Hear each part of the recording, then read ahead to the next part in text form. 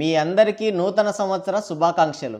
క్షేమ, ధైర్య, స్థైర్య, ఆయురారోగ్యాలు, అష్టైశ్వర్యాలతో వర్ధిల్లాలని మనస్ఫూర్తిగా కోరుకుంటున్నారు మన ట్రేడ్ పండితులు. ఇక విషయం ఏంటంటే, జస్ట్ ఇప్పుడే పవర్ బాబు గారి ఉస్తాద్ భగత్ సింగ్ సినిమా చూడడం జరిగింది. ఒకసారి జరిగితే పొరపాటు, రెండోసారి జరిగితే గ్రహపాటు, కానీ అది 3, 4 అయిందనంటే అలవాటు. హరోంహర రైస్ మిల్లుతో తూర్పు తిరిగి దండం పెట్టించాడు బాబు. కానీ ఈసారి దానికి అప్డేటెడ్ వర్షన్తో వచ్చి 4 దిక్కులా ఒంగోబెట్టాడు అందరినీ. మెడగీక్కుంటే తొడబరుకున్నట్టే, బాబు సినిమా అంటే డబ్బులు బొక్కెట్టుకున్నట్టే. ఆ జోకులకి నవ్వలేక థియేటర్లో నుంచి పారిపోయారు జనాలు.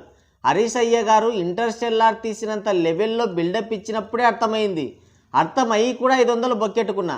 నాకంటే పనికి మాలినోడు ఇంకొకడు ఉండడేమో. కూలిచ్చి మరీ గుద్దించుకోవడం అంటే ఇదే. స్టార్టింగ్లో ఆనందాన్ని ఎవరు కోరుకోరు, కానీ ఎంత మూల్యానికి? అది చూసి బయటకు వస్తే అంతా హ్యాపీస్, లేదంటే అంతా అస్సామే. ఇది మేరీ సినిమా రీమేక్ కాదు కాదు కాదు అని హరీష్ అయ్య గారు బల్లగుద్ది ఇర్రగొట్టి పిసికి పొడి చేసి కాల్చి బూడిద చేసి మరీ చెప్తుంటే, బాబుకి అలాగైనా సరే ఒక హిట్ దక్కుతుందిలే అని సమరపడ్డా. ఈ కళాఖండం చూసిన తర్వాత ఆ దరిద్రాన్ని తిప్పితీసినా బాగుండేది అనిపించింది. అలాగని ఇది రీమేక్ కాదా అంటే రీమేకే. ఇలాంటి సంఘటనలు ఇంతకు ముందు చాలా జరిగాయి, కానీ ఇదే మొదటిసారి. మేరీ సినిమాలోని కోర్ పాయింట్ని తీసుకొని కోడి గెలికినట్టు గెలికి, కాళిదాసు కవిత్వం కొంత, నా పైత్యం కొంత అన్నట్లు ఆయన క్రియేటివిటీని రంగరించి బాబు పైత్యాన్ని కూడా కలిపాడు. సినిమా చూడాలని వచ్చినోడిని కూడా గోచి ఊడిపోయేలా పరిగెత్తించాడు. జనాల మీద అంత పగెందుకో మరి. పార్టీకి ఫండ్ కావాలంటే అడుక్కొచ్చైనా ఇస్తాం, కానీ ఇలాంటి దాడులు మాత్రం చేయొద్దని కాళ్ళ వేళ్ళ పడుతున్నారు ఊర సైనికులు. ఆ ట్రైలరు, ఆ సాంగ్స్ చూసి ఏ నమ్మకంతో సినిమాకి వెళ్ళారో నాకే అర్థం కావట్లేదు. మీకు ఎవరి మీదన్నా కోపం ఉంటే ఒక టికెట్ తీసి థియేటర్లోకి తోలండి, మిగతాది మన బాబు చూసుకుంటాడు. కొత్త సంవత్సరంలో ఈర సైనికులకి ఒక మరపురాని జ్ఞాపకం అందించాడు బాబు. ఈర సైనికులు ఈ రికార్డుని లేపుతాం, ఆ సినిమాని బ్యాన్ చేస్తామని అరిచి గీ పెట్టేవాళ్ళు. ఇప్పుడు థియేటర్లో దిక్కులేని వాళ్ళలాగా దిక్కులు చూస్తుంటే వాళ్ళని చూసి కళ్ళు పిండుకొని మరీ ఏడ్చారు మన ట్రేడ్ పండితులు. పవర్ బాబు, హరీష్ అయ్య ఇద్దరు కరెక్ట్గానే ఉన్నారు. వాళ్ళ నుంచి ఇంకేదో ఎక్స్పెక్ట్ చేసి మనం దెబ్బైపోతున్నాం. ఈర సైనికుల కోసం 2 నిమిషాలు మౌనం పాటించి మిగతా కథ చెప్పుకుందాం.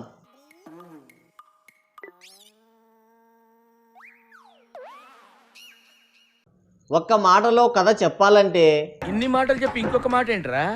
బాబు ఒక అనాథ. ఈడ కనిపిస్తున్న బుడ్డోనికి అమ్మయ్య లేరు. ఆకలిస్తే నేల వంక, దాహం వేస్తే ఆకాశం వంక చూసి ఆ కుర్రాన్ని చూసి ఆకాశం కరుణించింది. ఒక బొమ్మ ఏనుగుని కాపాడితే అది చూసిన కేఎస్ రవికుమార్ అంగుళం, ఇలా డ్రామాలేసే వాళ్ళే ఈ సొసైటీకి కావాలి నాయనా అని చెప్పి బాబుని బాగా సిదిగిస్తాడు. బాబు 2 లక్షల పుస్తకాలు సిదిగి పోలీస్ అవుతాడు. ఈ గ్యాప్లో కేఎస్ రవికుమార్ అంగుళం కూడా సీఎం అవుతాడు. అయితే రవికుమార్ అంగుళంని కాల్ చేసి విలన్ అంగుళం సీఎం అవుతాడు. బాబు అడవిలో డ్యూటీ చేస్తుండగా విలన్ కొడుకు వస్తాడు.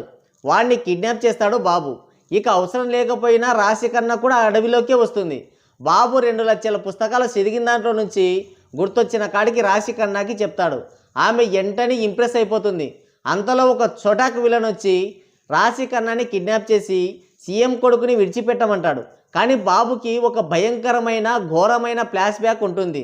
ఆ దరిద్రం ఏంటో అందరికీ తెలియాల్సిందే అని పట్టుబడుతుంది రాశి కన్నాకయ్య. ఇక బాబు వెంటనే ఫ్లాష్ బ్యాక్ స్టార్ట్ చేస్తాడు. మెయిన్ విలన్ ఎమ్మెల్యే సీట్ అడిగితే కేఎస్ రవికుమార్ అంగుళం థాయ్ ఫా అని అంటాడు.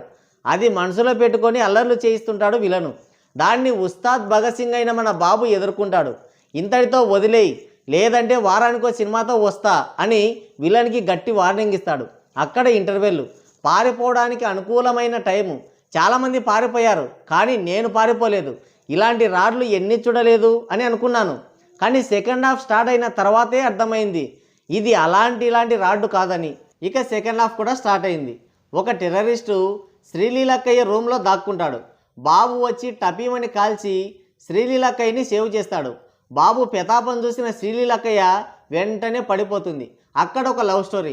ఒక అరగంట దరిద్రమైన లవ్ స్టోరీ తర్వాత ఇద్దరు పెళ్లి చేసుకునే టైంలో విలన్ వచ్చి శ్రీలీలక్కయ్యని కాల్చి పడేస్తాడు. బాబు బాగా ఏడ్చి ఏడ్చి ఏడ్చి ఫ్లాష్ బ్యాక్ ముగిస్తాడు. ఇక క్లైమాక్స్ 100 మంది విలన్స్ 100 గన్నులు పట్టుకొని కాలుస్తుంటారు బాబుకి తగలకుండా. కానీ బాబు మాత్రం పిస్కాం అని అందరినీ కాల్చి పడేస్తాడు. పార్ట్ 2 టైటిల్ వేస్తాడేమోని భయపడి వెనక్కి తిరిగి చూడకుండా ఉసేన్ బోల్ట్ కంటే ఫాస్ట్గా ఉరికాను. సమయాభావం వల్ల కాస్త ఫాస్ట్గా చెప్పాను, ఏమనుకోవద్దు. ఫాస్ట్గా చెప్పేసావా? ఈ టైంలో మహాభారతం చెప్పేసి. సర్లే. ఇక సినిమా ఎలా ఉందంటే ఏమి జ్ఞానం ఉందో, ఏమి బుద్ధి ఉందో, ఏమి నీకు బుర్ర పని చేస్తా ఉందా, పని చేయడం లేదా, నాకైతే అర్థమే కావడం.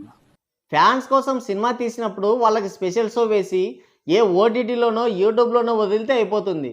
మా సనాతన ధర్మానికి బాబుకి ఏ సంబంధం లేదు. ఆయన ఎవరో కూడా మాకు తెలీదు.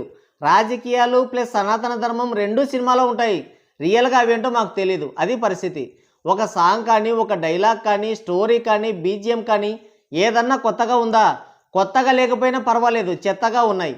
కత్తి తిప్పడం, టవల్ ఎగిరేయడం, గన్తో కాల్చడం, అదే సినిమా అయిపోయింది. ఫస్ట్ హాఫ్ అన్నా ఏదో అలా ఉంటుంది, బిల్డప్కి ఏం తక్కువ లేకుండా. కానీ సెకండ్ హాఫ్ ఉందిరా చారీ, పరుగు నీరసం, నిద్ర, చిరాకు, అసహ్యం అన్నీ ఒకేసారి వస్తాయి. 4 సంవత్సరాల టైం తీసుకున్నారు. ఈ గ్యాప్లో స్టోరీ మంచిగా డిజైన్ చేసుకోవచ్చుగా. లేదు, భజన చేస్తున్నాడు హరీష్ అయ్య. 0 ఎక్స్పెక్టేషన్స్తో వెళ్ళినా కూడా సినిమా ఎక్కదు. బయట భజనే, సినిమాలో భజనే. గ్లాసు పదునెక్కుతుంది. పుస్తకాలు చదవడం అంటే ఇష్టం. భగత్ సింగ్ యొక్క ఆదర్శాలంటే ఇష్టం. ఇలాంటోడు రాజకీయాల్లోకి మళ్ళీ రావాలి. ఏంటిది మాకేంటిది అంటున్నాను. సింగిల్ వర్డ్లో చెప్పాలంటే బాబు సినిమాలు మానేస్తే బెటర్. లేదంటే హరీష్ అయ్య గారి లాంటి భజన బృందానికి ఎంత దూరంగా ఉంటే అంత మంచిది. అంతే, మొత్తానికైతే ఇదే పోయినట్టే. మరి బాబు సినిమా గురించి మీరేమనుకుంటున్నారు కింద కామెంట్ చేయండి. సో గైస్, ఇది వీడియో. మరోసారి మరో ఇంట్రెస్టింగ్ వీడియోతో మళ్ళీ కలుద్దాం. Thank you, take care, bye bye.